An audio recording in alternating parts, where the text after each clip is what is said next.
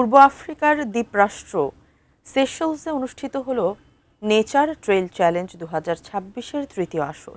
দেশটির রাজধানী মাহে আইল্যান্ডে শনিবার ওই ইভেন্টে অংশ নেন 14টির দেশের খ্যাতিমান 150-রও বেশি প্রতিযোগী। 22 কিলোমিটার দুর্গম এই ট্রেইলে পুরুষ বিভাগে চ্যাম্পিয়ন হয়েছে পাকিস্তানের ওয়াকার আহমেদ নাসের। তিনি 2 ঘন্টা 11 মিনিট সময় নিয়ে শিরোপা জেতেন।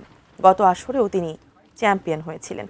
দক্ষিণ আফ্রিকার ড্যানিয়েল ক্লাসেন 2 মিনিট বেশি সময় নিয়ে দ্বিতীয় স্থান অর্জন করেন। নারী বিভাগে দক্ষিণ আফ্রিকার এমিলি জক 2 ঘন্টা 51 মিনিট সময় নিয়ে চ্যাম্পিয়ন হন। ইউনিয়ন আইল্যান্ডের সিলভেইন কিউস্ট 3 ঘন্টা সময় নিয়ে রানার আপ হন। প্রতিকূলতা, বৈচিত্র্য ও শারীরিক সক্ষমতার দিক থেকে এই প্রতিযোগিতাটি এরই মধ্যে বিশ্বের অন্যতম দুর্গম ট্রেল হিসেবে পরিচিতি পেয়েছে।